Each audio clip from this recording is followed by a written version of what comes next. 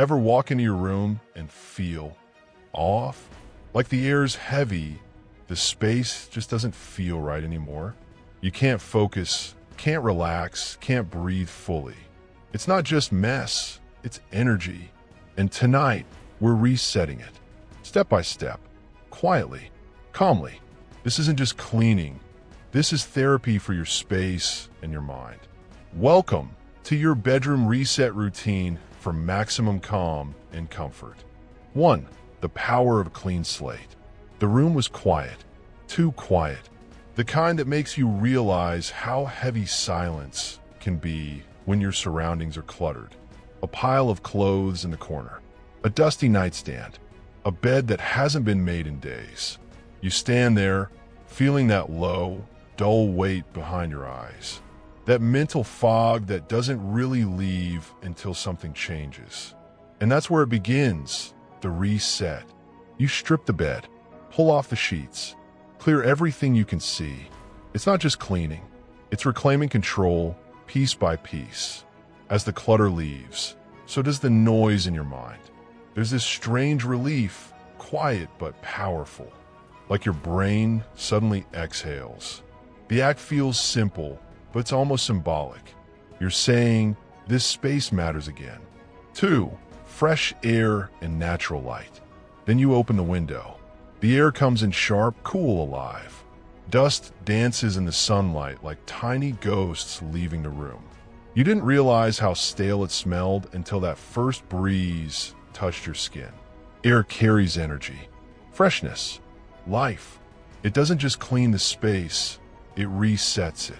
You pull back the curtains, and suddenly the whole room shifts tone. The light cuts through the dullness, spreads warmth across the sheets. You can almost feel your body unclenching. Natural light has this quiet authority. It tells your nervous system to calm down, to reset its rhythm. And if sunlight doesn't visit your room much, fine. Use warm lamps, gentle tones, avoid harsh white light. You're not trying to brighten everything. You're trying to soften it. 3. Decluttering with intention. This part takes time. Real time. You start small, your desk, your nightstand, maybe that one chair that's become your unofficial laundry basket. You pick things up and ask the hard question. Does this thing make me feel better or worse? It's not about being minimalist or fancy. It's about peace. If an object doesn't give you peace, it doesn't belong here. You toss old papers, fold the clothes, stack the books. Bit by bit, you start to notice something strange. The room feels lighter, almost like it's breathing again. Decluttering isn't just physical labor, it's emotional surgery. You're cutting away the excess, making room for quiet. And it hurts a little, sure, but when you step back, what's left feels intentional, pure. Yours. 4. Deep cleaning and refreshing the air. Once the clutter's gone, the dust starts to show. It's everywhere, hiding in corners, creeping under the bed like it owns the place. You grab a damp cloth, a vacuum, whatever works. You don't rush it. You move slow, deliberate. Cleaning can be meditative when you let it. Wipe down the windowsills. Sweep the floor. Change the sheets. Wash the curtains if you can. When you're done, you stand there and breathe. The scent of detergent, the faint freshness of air moving again. You add something extra, maybe a candle, maybe a diffuser. Lavender if you need calm. Eucalyptus if you want clarity. The scent lingers and tells your body you're home. Not just physically, but emotionally. 5. The bed as a centerpiece of comfort. Your bed, this is the heart, the center of everything. You wash the sheets, let them dry in sunlight if you can. There's a kind of magic in clean sheets, isn't there? The softness, the smell. You run your hands over the fabric, and it feels like forgiveness. Like rest. You smooth the blanket, arrange the pillows, add a throw just because it looks nice. You want the bed to call you softly every time you look at it. It's not just a place to sleep, it's a ritual. You lie down, even for a moment, and it feels like the world pauses. That's the point. To make your bed not just look good, but feel safe. Like it knows how to hold your tiredness without judgment. 6. Calming lighting choices. Light changes everything. The wrong light can ruin a perfect room. Too bright, and your mind stays alert. Too dim, and it feels gloomy. You find a middle ground. Warm, soft, forgiving.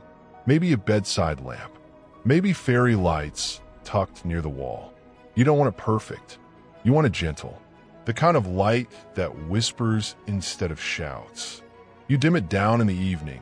Let the shadows stretch across the room. It tells your brain it's time to slow down. No screens. No blue light. Just warmth. Just calm. Light, when done right, doesn't just show things. It heals them. 7. Organizing for peace and flow. Now comes order. Quiet order. You start placing things where they make sense. The book you read before bed stays close. The phone charger hides away. The desk finally looks like a desk again. There's flow now. Movement that feels natural. You stop bumping into things. Stop searching for stuff that should have been there all along. Organization isn't about control. It's about kindness. You make life easier for your future self. You give everything a home, so your mind doesn't have to keep track anymore. And when your space flows, so do you. 8. Adding comfort through texture and sound. The touch of soft fabric. The feel of a warm rug under bare feet. Texture matters more than people think.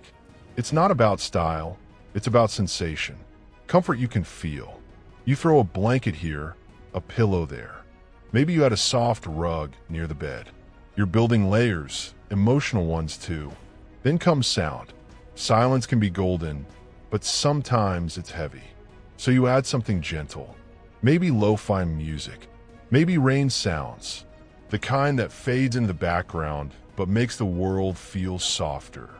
Comfort is not loud. It's not flashy. It's quiet. Felt, not seen. 9. Personal touches that bring calm. A room without personality feels empty, but too much personality feels loud. You find a balance. A framed photo, a plant, a painting that means something. These small touches tell stories. Little whispers of who you are. A plant in the corner that breathes quietly while you sleep. A candle that only burns on slow nights. You look around and realize this space finally reflects you. Not the chaotic you, not the stressed you, the calm version, the one that deserves peace. Personal touches remind you that this isn't just a room, it's your retreat. 10.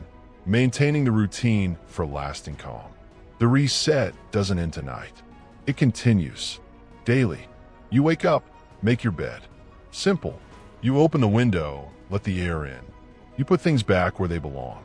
It becomes muscle memory. Once a week, you do a soft reset. Dust, vacuum, light a candle. You keep it steady.